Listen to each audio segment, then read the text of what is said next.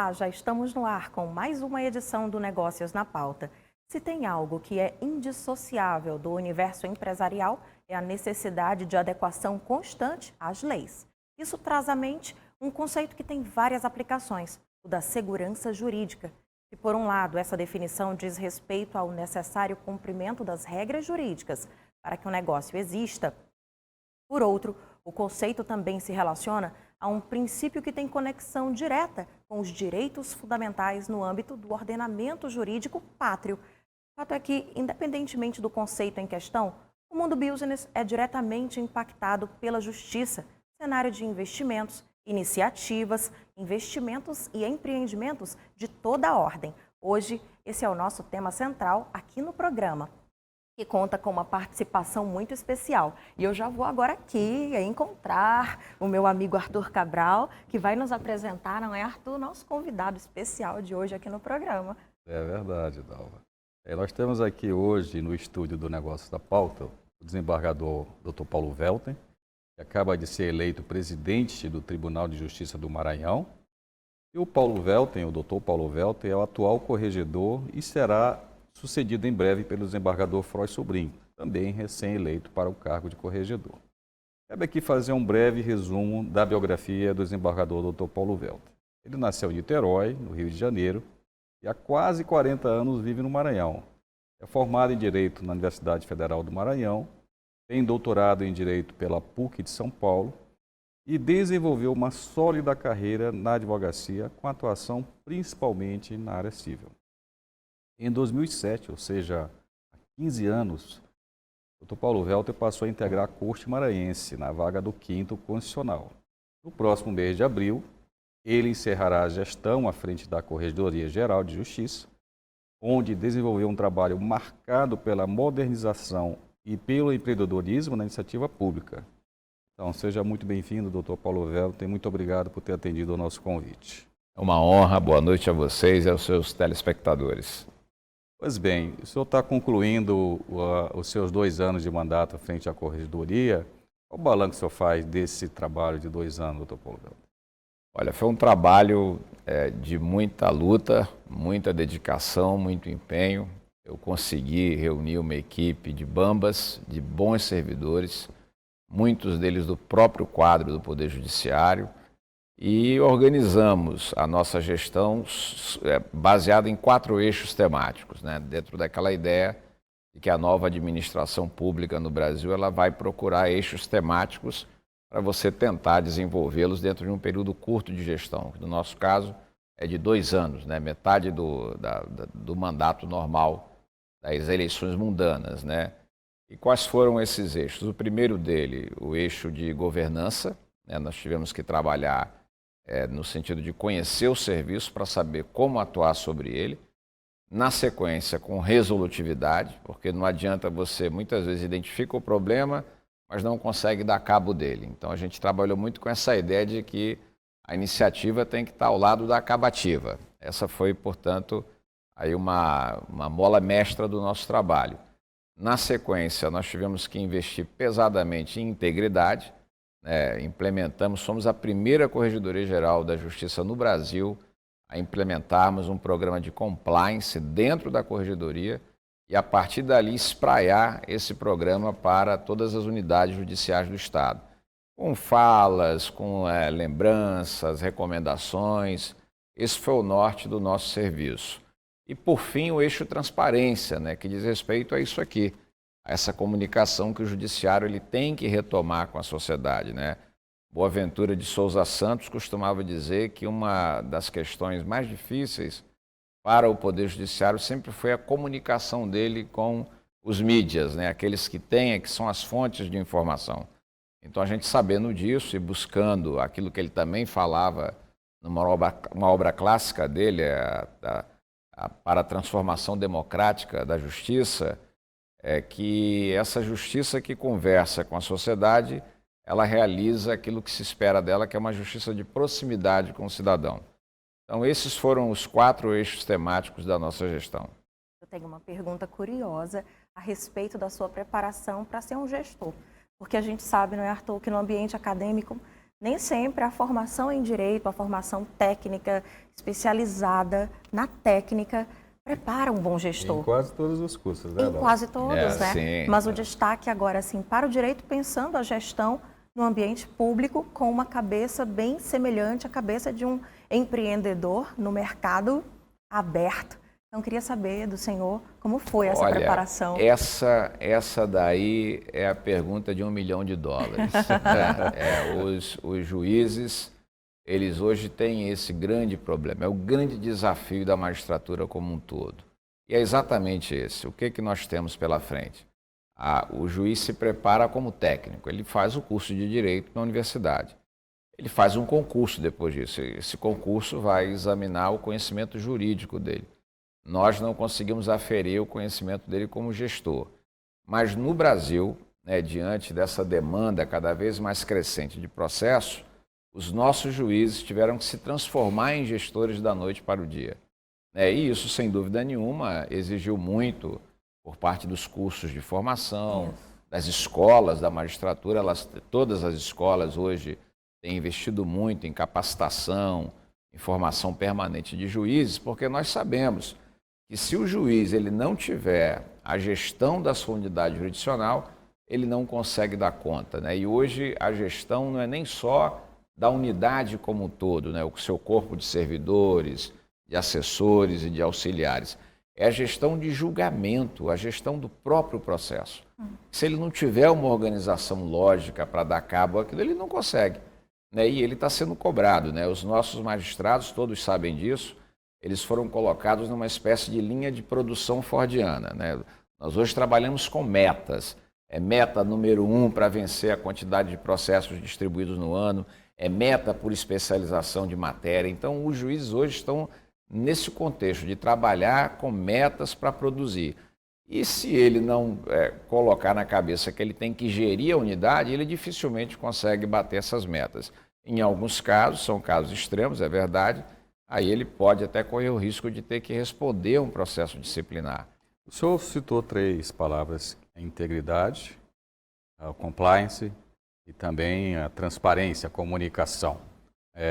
E falou agora em metas também, né? E são palavras... E governança. E governança. E são palavras que vêm bem da iniciativa privada, Sim. né? A indústria 4.0, né? A indústria 4.0. Sim, sem dúvida. Então, esse desafio já é grande na iniciativa privada, né? No serviço público deve ser um desafio muito maior. Esse é um trabalho que já está acabado ou ele ainda tem alguns anos para levar adiante? Olha, eu costumo dizer que aprimorar as instituições da República é uma tarefa que nunca acaba. E eu digo isso inspirado no Douglass North, que foi o grande pai, inventor dessa teoria institucional. Não há dúvida que muito do que hoje é realizado no serviço público decorre de experiências antes vivenciadas na iniciativa privada. Eu mesmo sou um exemplo típico dessa transposição do ambiente privado para o ambiente público. Eu fui durante muitos anos, durante 15 anos, advogado empresarial, ininterruptamente, e cheguei no tribunal indo logo para uma câmara criminal. Então, você tem um impacto forte ali, mas a gente tentou rapidamente organizar o nosso serviço, a organização de gabinete, procurando quadros qualificados na iniciativa privada, naqueles cargos comissionados, e também dando a capacitação necessária ao pessoal de apoio do serviço público. Essa interlocução, essa troca de experiências entre a iniciativa privada e o serviço público, ela sempre existiu no Brasil. É bem verdade que ela se aprofundou muito, a partir da Constituição de 88 e das emendas constitucionais que se seguiram, entre elas a emenda constitucional que traz o princípio da eficiência para a administração pública. É curioso isso, a gente precisou de uma reforma constitucional para colocar lá na Carta Constitucional que a eficiência é um princípio da administração pública. Então, hoje, não há espaço mais para amadorismo, nem na iniciativa privada, porque lá é uma questão de sobrevivência. Ele não sobrevive se ele for amador, se ele não for dedicado e profissional. E no serviço público, a mesma coisa. O serviço público ele é diuturnamente sindicado pelas pessoas, ele é criticado, ele é cobrado. Então a gente tem que fazer isso também. É uma questão de consciência, de maturidade, que eu costumo dizer que é a melhor de todas as qualidades da alma. A gente tem que aprender, né, ter a humildade de aprender, verificar as melhores experiências que a gente identifica claramente na iniciativa privada e transpor para o serviço público sem nenhum problema, sem nenhum trauma. Para encerrar esse bloco, eu faço uma pergunta para uma resposta breve, e aí a gente pode voltar a falar sobre o assunto no bloco seguinte. O que de experiência na gestão da corregedoria vai com certeza para agora o Tribunal de Justiça e o que é desafiador, mas vai ter avanço? Já é meta do desembargador Paulo Welter. Olha, não há dúvida que essa experiência vivenciada na Corregedoria Geral da Justiça, ela é fundamental para quem vai para a presidência. E isso certamente os colegas levaram em conta no tribunal. Aqueles que votaram, que confiaram em mim a oportunidade agora de administrar o tribunal. E por quê? Como corregedor, você vai conhecer o serviço básico da justiça. Aquele que está lá na ponta, né? O serviço do juiz de primeiro grau, né? O serviço, por exemplo, dos cartórios no âmbito do extrajudicial. Você tem, portanto, uma radiografia completa do serviço da justiça. E quando você tem essa percepção das dificuldades, dos anseios dos nossos juízes, enfim, aquilo que está ali no dia a dia dele, sem dúvida você se torna um gestor, assim eu espero, né? Mais qualificado e tarimbado para tomar as decisões certas no momento certo. Muito bem, acho que assim a gente encerra esse primeiro momento do Negócios na Pauta. Na volta do intervalo, a gente vai saber mais sobre o nosso tema central, a segurança jurídica dentro do universo empresarial. É já já. Negócios na Pauta de volta. Hoje nós recebemos aqui no estúdio o presidente recém-eleito do TJ, desembargador Paulo Welter, que conversa com a gente sobre um assunto de grande interesse e relevância no mundo business, a segurança jurídica. Arthur, esse assunto envolve muitas questões, é bem delicado também, não é? Sim, Dalva, várias abordagens que necessitam de debate porque afetam diretamente os negócios, a atração de investimentos e o cenário econômico como um todo no Brasil. Então vamos voltar aqui a conversar com o desembargador Dr. Paulo Welter. Desembargador, a segurança jurídica é algo que permeia todo o ambiente de negócios, seja aqui no Brasil, seja no mundo todo, né? De alguma forma, os investidores ou os empresários, eles dizem que não há muito essa segurança ou que há uma certa insegurança no Brasil. Como é que o senhor vê essas afirmações? Olha, eu prefiro crer que nós estamos evoluindo muito, né? Talvez não na velocidade desejada, mas na direção certa, com certeza. Nós vivemos um momento muito auspicioso, né, na construção e consolidação das instituições da democracia. Hoje o Poder Judiciário ele contribui, né, para a construção daquilo que os estudiosos já convencionaram chamar de Estado constitucional. No passado, era o Estado legislativo. Todo o direito ele vinha do parlamento. Então, o direito vinha na forma de lei e aquilo que estava positivado tinha que ser aplicado. Isso numa sociedade formal, uma sociedade que ainda estava se organizando, era fácil de você conceber. Numa sociedade hoje que já se identificou como uma sociedade pós-moderna, da hipercomplexidade, onde as relações são de conflito, isso é da própria natureza dessa sociedade, esse modelo deixou de funcionar. Então, nós somos para aquilo que hoje se chama também de pós-positivismo jurídico. Então, os juízes passaram a interpretar a lei, né? E à medida que passaram a interpretar o texto da lei, também passaram a produzir o direito. Então, essa que é a ideia de Estado constitucional. Um Estado em que o direito ele não está apenas na lei, ele também é resultado da interpretação dada pelo, por exemplo, o Supremo Tribunal Federal em matéria constitucional. E isso não é ruim, isso é bom. A gente precisa compreender. No primeiro momento em que as abóboras estão se acomodando na carroça, a gente fica um pouco assustado. Mas o Supremo disse isso, onde é que está isso? É a interpretação.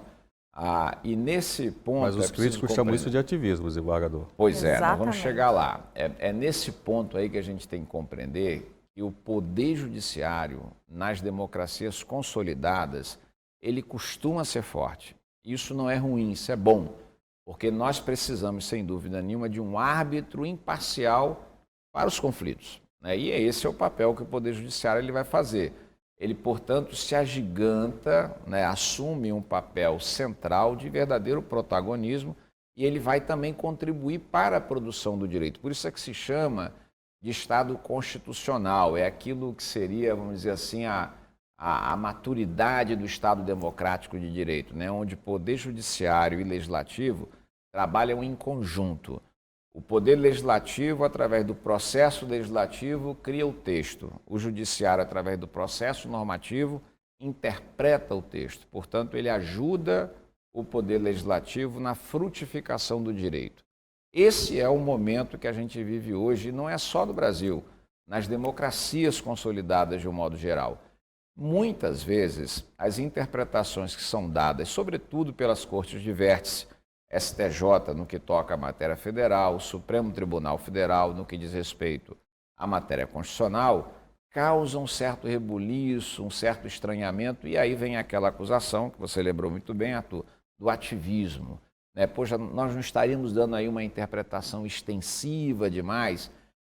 Os Estados Unidos da América, que já são uma democracia madura, já experimentam essa ideia de Estado constitucional há mais tempo, também passaram por isso, né? E hoje o judiciário lá, depois de ter experimentado tudo isso, ele vive uma fase de autocontenção, né? Ele sai daquela ideia de judicial review, o judiciário revisando tudo, inclusive os atos dos outros poderes, para um judicial self-restraint, né? A autocontenção judicial. E, sem dúvida nenhuma, é o melhor caminho, né? Então, nesse momento, nós estaríamos passando uma fase. Sim, com certeza. Uma transição. É uma fase que a gente percebe hoje que ela está em franca evolução. Agora, eu tenho uma curiosidade a respeito da referência que quem está lá em cima acaba sendo para quem está aqui embaixo. E aí o senhor usou uma palavra que é maturidade do judiciário, mas eu trago aqui para o campo profissional. Muitos juízes estão lá no primeiro grau, na primeira instância, sem ainda talvez a maturidade, a experiência necessária para interpretar e buscam protagonismo. Certamente essa busca pelo protagonismo ali causa estranheza, muitas vezes até maior na sociedade, do que quando esse protagonismo ou essa interpretação para a jurisprudência no STF acontece. O que o senhor avalia desse cenário? Essa maturidade a que eu me refiro, ela é, antes de tudo, uma maturidade institucional. Sim. Ela nem sempre tem a ver com a ideia de maturidade cronológica, Sim, de idade, né? Nós temos, sem dúvida nenhuma, juízes qualificados e preparados e que vivenciam com muita, vamos dizer assim, consciência, né, esse momento que a gente vive de maturidade institucional. O Código de Processo Civil, né, que veio no bojo das reformas do Poder Judiciário, iniciada lá atrás, ainda em 2004, né, com a Emenda Constitucional 45, na parte que toca aí as reformas no plano infraconstitucional, trouxe hoje que seria uma função fundamental para o Poder Judiciário funcionar bem, que é a ideia de obrigação de respeito.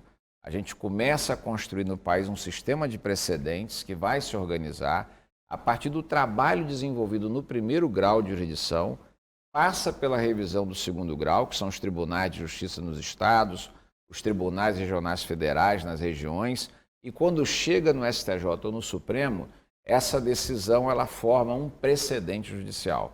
Esse precedente ele passa a ser agora observado por todo o Poder Judiciário e, portanto, se organiza de maneira piramidal e hierárquica, cumprindo aquilo que as cortes de vértice entendem ser o direito aplicável à espécie. Nós estamos vivenciando isso hoje no Brasil.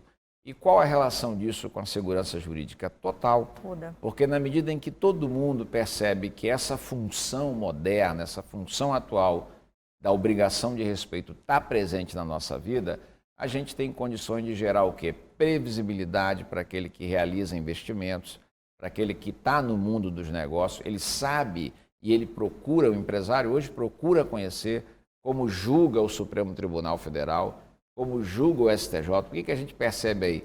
A própria sociedade, os empresários de um modo geral, eles já entraram nesse novo mundo, né? Eles sabem que hoje não adianta só conhecer a lei, ele tem que ter também o conhecimento de como aquele que interpreta a lei vai interpretar e aplicar a lei.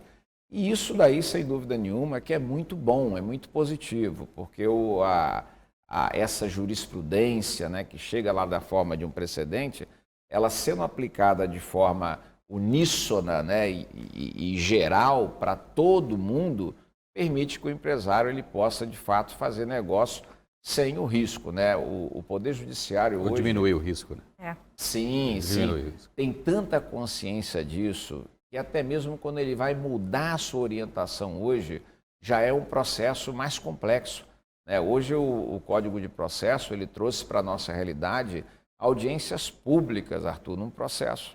Quer dizer, coisa que nunca se imaginou no passado, né? Eu fui aluno, tenho um respeito profundo, né, pela memória do professor José Maria Cabral Marques. Eu me recordo dele dizendo isso nas salas de aula, lá nas aulas de introdução. Né? Esse respeito que nós temos que ter pela hierarquia que é construída dentro do Poder Judiciário, né? Essa ideia de segurança jurídica é muito boa também aqui nessa oportunidade a gente dizer, ela é um elemento vital nas democracias. Nos Estados Unidos da América, quando você fala em segurança jurídica, você está falando de um dos pilares da democracia. Claro. É aquilo que permite o sujeito saber o que vai fazer, quando vai fazer.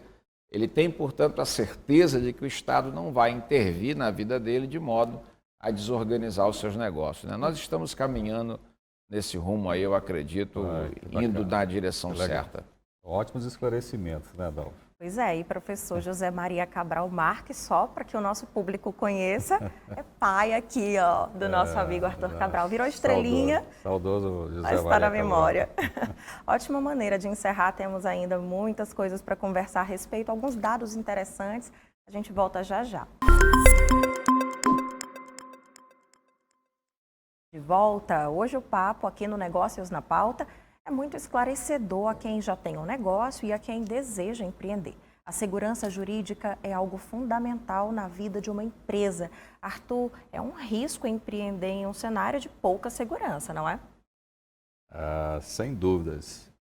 São muitos os pontos que precisam ser analisados pelos empresários, pelos pretensos empreendedores, quando se fala em segurança jurídica. Isso vale a vida de uma empresa. Então, vamos voltar a conversar aqui com o nosso convidado, o desembargador Dr. Paulo Welten, recém-eleito presidente do TJ.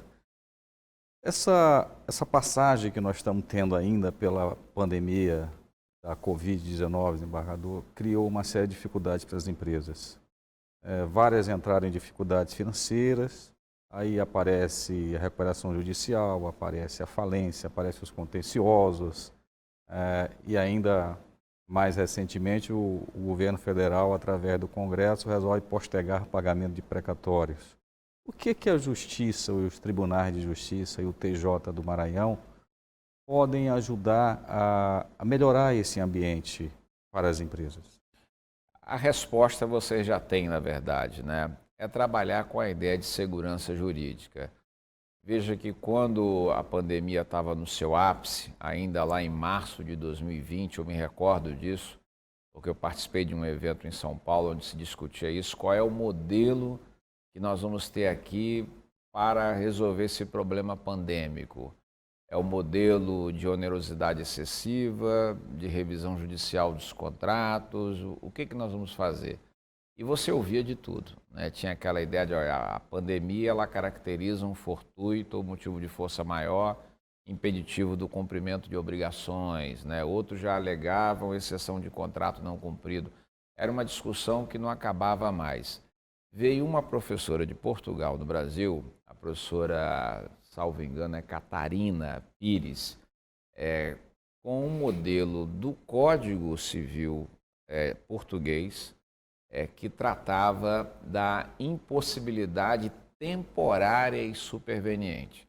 Veja, um modelo que nós não utilizávamos no Brasil. O nosso modelo de revisão de negócios sempre foi o modelo do desequilíbrio, né? Havia uma impossibilidade de pagamento diante da onerosidade excessiva suportada por uma das partes. Aí se pedia a revisão judicial do contrato. O modelo da pandemia ele não é um modelo de desequilíbrio, porque a pandemia afetou a todos, né? Talvez uns mais, outros menos, e alguns até nem afetou, alguns tiveram lucro. Verdade. Né? Então, nós não podemos tratar como um modelo de desequilíbrio. Esse estudo desenvolvido por essa professora da Universidade de Lisboa foi o modelo que nós discutimos nesse evento do qual eu tive a oportunidade de participar, em videoconferência, né, com os colegas de São Paulo. Me pareceu na época ser o modelo mais ajustado. E por quê?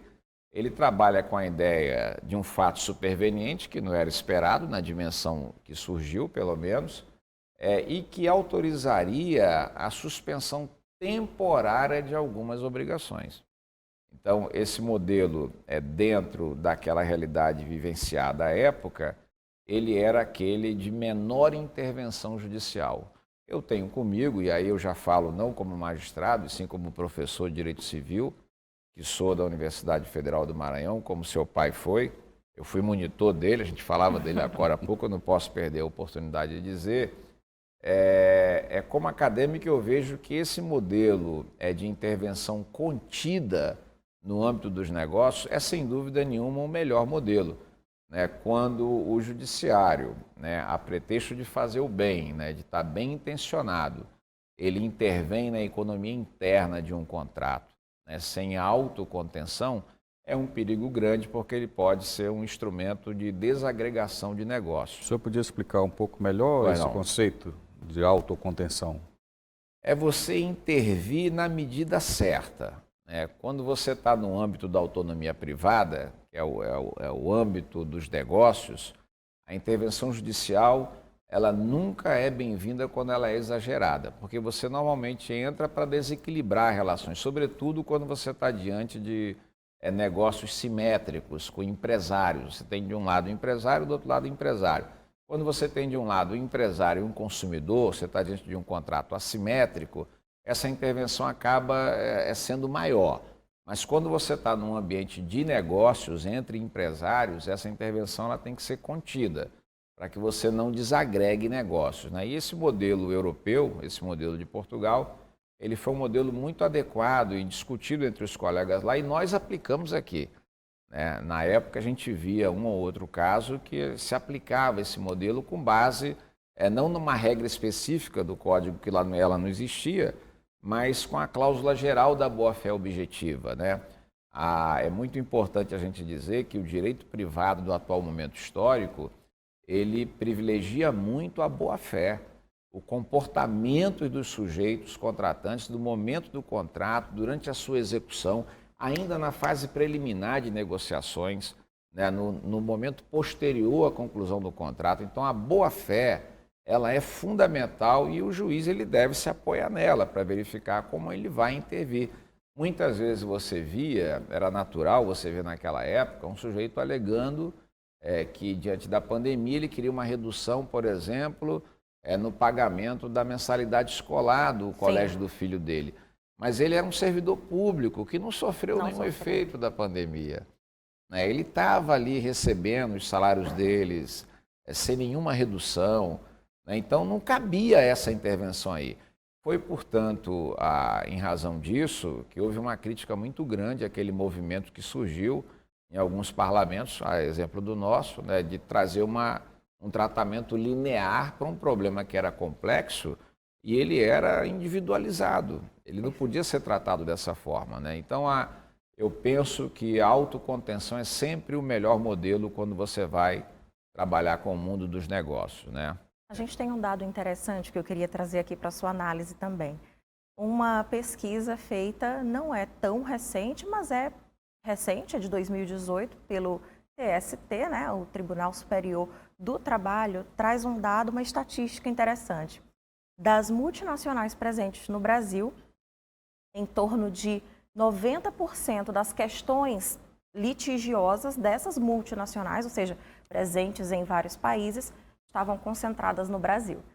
90% das questões de litígio dessas empresas. E aí essas empresas, por sua vez, passaram a contratar, olha a consequência, mais contadores e advogados do que mão de obra para a produção efetiva. Isso, né? Queria lhe ouvir um pouco a Eu respeito. só complementando a tua Claro, fala, Arthur. assim, o senhor atribui esse volume de ações judiciais a uma confiança no judiciário, doutor Paulo? Olha, talvez não, né?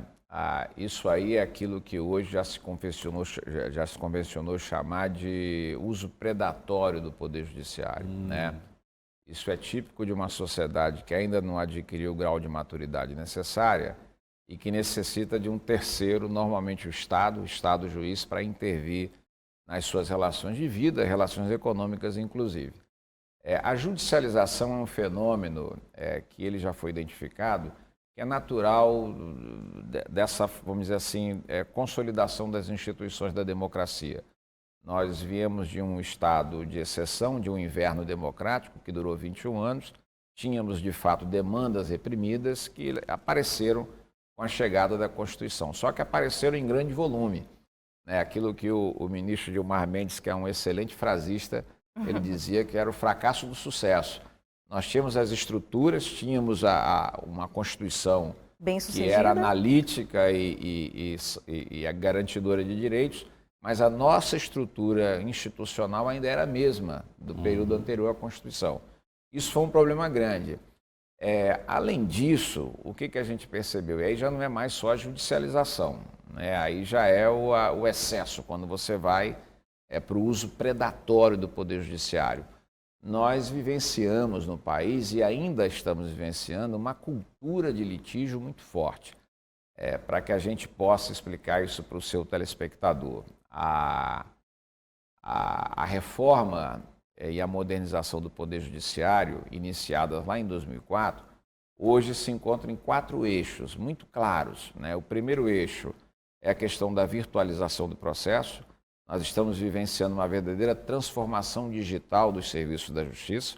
Isso é percebido aqui no Maranhão. Nós temos hoje 80% do nosso acervo de processos, de quase mais de 1 milhão de processos. E que a população é ótima, né? Porque Pois é. franqueia o acesso. Então, a gente está fazendo isso aí. O segundo é a questão da gestão, que nós já tratamos aqui. Nunca se falou tanto de gestão. O terceiro é o problema da cultura do litígio. É um excesso de conflito permanente. Isso faz com que o volume de processos aumente. E vem lá na ponta as reformas no plano infraconstitucional que nós ainda estamos realizando, né? Entre elas, aquela que traz um modelo de processo mais cooperativo, de conciliação, de mediação, exatamente para ver se a gente consegue reduzir essa cultura de litígio que às vezes é excessiva e que se traduz no uso predatório do Poder Judiciário. Isso, sem dúvida, não é bom, né? A gente tem que compreender que o processo judicial é sempre, não há dúvida disso, um instrumento civilizatório, né, de solução de conflitos, mas ainda tem ali um trabalho com um conflito, né, que o ideal é que não existisse, né? Olha só. O ideal é a conciliação, né? A gente tem visto muito isso, Arthur. A conciliação, a maturidade, a percepção do homem comum de que ele tem que aprender a dialogar para resolver os seus problemas e não levar tudo para o Estado. A sociedade tem que amadurecer resolver. junto também, né, desembargador? Como? A sociedade tem que amadurecer junto. Não né? tenha dúvida. Não adianta as instituições andarem mais rápido que a sociedade. Não, também. não adianta. Mas olha só, exatamente isso. nós tínhamos falado que 30 minutos era Seria um pouco tempo, né? Os 30 rápido minutos já demais. acabaram. Isso quer dizer, Dalva, que quando o desembargador assumir a presidente do TJ, ele vai voltar aqui para conversar mais, volto com porque muito prazer. tem muita coisa para nós conversarmos Aí já é a aqui. visão mais apropriada da gestão de um órgão que, Isso. puxa vida, é o mais antigo do sistema de justiça aqui no Maranhão, né? Então, realmente vale. E vale fazer um programa, gente, sobre a necessária transformação social para que tudo funcione, todos os poderes. Aí não é só o judiciário, né, Arthur? Vamos fazer? É bem ambicioso isso. Desembargador, doutor Paulo Velter, muito obrigado pela sua presença aqui. Esteja à disposição para se despedir nossos telespectadores aqui. Olha, eu que agradeço a Dalva, o Arthur, foi fantástico para mim. Eu já estava gostando agora aqui no final, já estava mais à vontade. Passou aquele momento de tensão inicial, mas eu adorei. Para mim foi muito bom estar aqui com vocês. Estou à disposição sempre que for necessário. Muito obrigado. Para vir aqui debater com vocês. Nós aprendemos muito aqui com o senhor hoje. Muito obrigado. Sem dúvidas. Muito obrigada. A gente fica por aqui. Obrigada mais uma vez pela sua companhia. O Negócios na Pauta é um oferecimento da B2O Partners. Todos os programas estão disponíveis nas nossas redes sociais. É só seguir Negócios na Pauta. Uma boa semana para você e até o nosso próximo encontro. Tchau.